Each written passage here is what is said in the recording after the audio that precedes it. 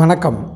மதுரையிலிருந்து நபார்டு மானியத்துடன் செயல்படும் green Madurai nursery garden கள அலுவலர் எஸ் இனாசிமுத்து பேசுகிறேன். நீங்களாம் நல்லா இருக்கீங்களா? சௌக்கியமாக இருக்கீங்களா?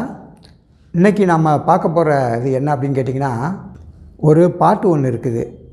கொங்குதேர் வாழ்க்கை அஞ்சரை தும்பி காமம் செப்பாது கண்டது மொழிமா பயிலியது கெளிய நட்பின் மயிலியர் செரியர் கூந்தலின் அறியவும் உளவோ நீ அறிவும் பூவே அப்படின்னு ஒரு பாட்டு சிவபெருமான் நக்கீரர்கிட்ட அந்த பாட்டை எடுத்து சொல்கிற மாதிரி ஒரு இது இருக்கும்.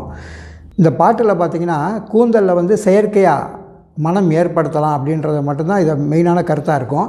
இதுக்கு இன்றைக்கி நம்ம பார்க்க போகிற செடி என்னன்னு கேட்டிங்கன்னா, ரம்பை இலை செடி. எல்லோரும் ரம்பை இலைன்னு சொல்லுவாங்க. ரம்பை இலைக்கு 3 பேர் இருக்குது.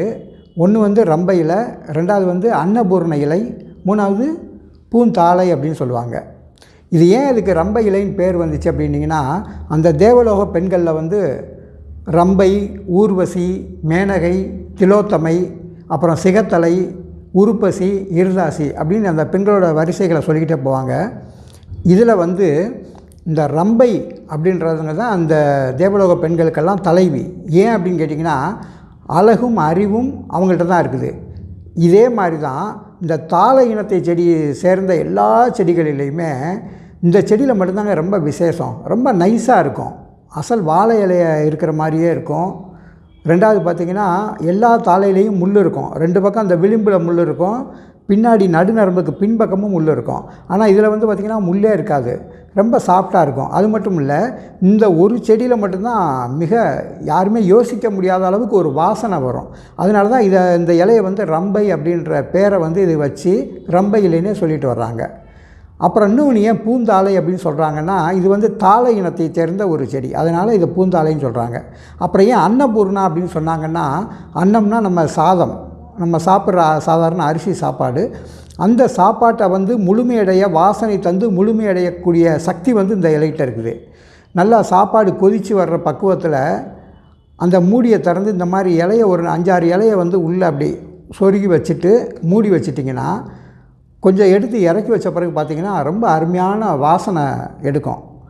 பிரியாணிலையும் அதே மாதிரி இந்த இலையை உள்ளே வச்சுட்டு அப்புறம் இறக்கி வச்சிங்கன்னா அருமையான பாசுமதி அரிசி ஸ்மெல்லோட அந்த வாசனை ரொம்ப அருமையாக இருக்கும். ரம்பைன்றதை வாழைக்கும் உதாரணமாக சொல்லுவாங்க. எப்படின்னு கேட்டிங்கன்னா, ஒரு பாட்டு கூட இருக்கும்.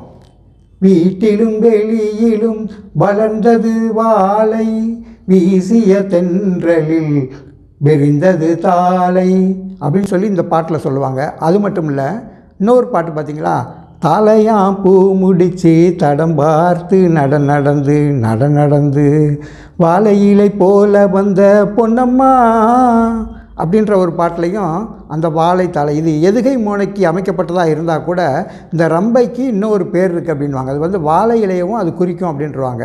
அதனால தான் இந்த வாழைச்சாறு, இந்த ரம்பை இலைச்சாறு, பொடுதலை சாறு, அப்புறம் சோத்துக்க தலையில் அந்த ஜெல்லி எடுக்க வேண்டாம், அந்த வடிகிற சாரை மட்டும் எடுத்து எல்லாம் கலந்து இந்த பக்கம் மேலே அப்ளை பண்ணிட்டிங்கன்னா ஒரு 10 நிமிஷம் கண்டு அதை குளிச்சிட்டிங்கன்னா ரொம்ப அந்த பொடுகெல்லாம் போயிடும்.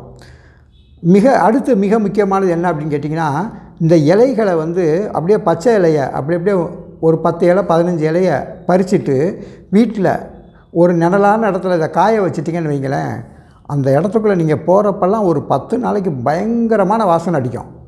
இந்த வாசனை கரப்பாம்பூச்சி மற்ற பூச்சிகளுக்கெல்லாம் இந்த வாசனை பிடிக்காது. சரிங்களா? இதுக்கும் அந்த வீடு கம்மகம்மன் மணக்கிறதுக்கும் இந்த இலையை நீங்கள் பயன்படுத்தலாம். இத்துடன் இந்த செய்தியை சொல்லி நிறைவு பண்ணிக்கிறேன். இனி அடுத்தடுத்த வரக்கூடிய வீடியோக்களில் ஒரு வித்தியாசமான அணுகுமுறையோடு உங்களை சந்திக்கிறேன் என்று கூறி விடைபெறுகிறேன். நன்றி.